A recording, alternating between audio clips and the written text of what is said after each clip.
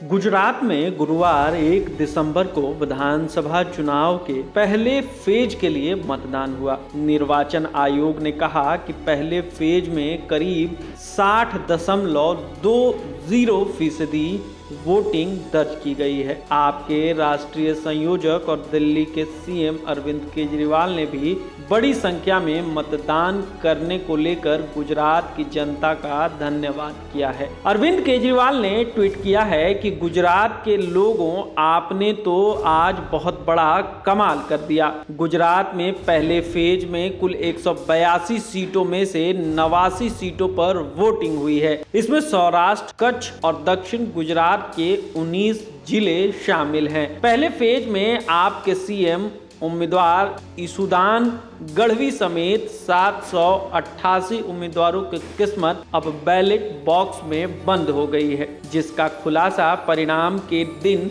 यानी 8 दिसंबर को होगा। इससे पहले 5 दिसंबर को दूसरे फेज में भी वोटिंग होगी। गुरुवार को दिन में दिल्ली के सीएम ने पहले फेज के मतदान से पहले भी गुजरात के लोगों से वोटिंग की अपील करते हुए ट्वीट किया था। उन्होंने कहा था कि गुजरात चुनाव के पहले चरण में 89 सीटों पर मतदान हो रहा है। गुजरात में जिन जिन विधानसभा क्षेत्रों में वोटिंग है, वहां के सभी मतदाताओं से मेरी अपील है कि आपके पास सुनहरा मौका है। गुजरात और अपने बच्चों के बेहतर भविष्य के लिए वोट जरूर देकर आइए। इस बार कुछ बड़ा करके आइए।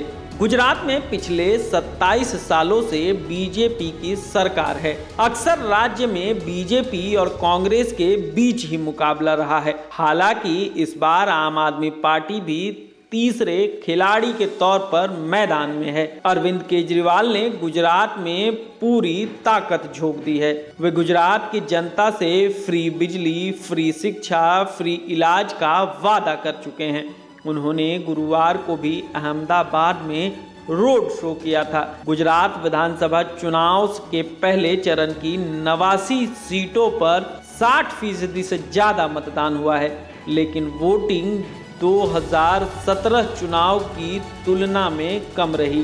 पहले चरण में सौराष्ट्र, कच्छ और दक्षिण गुजरात के इलाकों की सीटों पर चुनाव हुए हैं, जहां पिछले चुनाव में बीजेपी और कांग्रेस के बीच कांटे की टक्कर रही है। गुजरात चुनाव के पहले चरण में सौराष्ट्र, कच्छ और दक्षिण गुजरात के जिलों की वोटिंग ट्रेंड को देखें तो पिछले चुनाव से इस बार करीब 8% वोटिंग कम हुई है। गुजरात के 2012 के विधानसभा चुनाव में पहले चरण में 70.75% मतदान हुआ था। इस तरह से पिछले 2 चुनाव की तुलना में इस बार वोटिंग प्रतिशत घटा है, जिसके चलते राजनीतिक दलों की धड़कनें बढ़ गई हैं।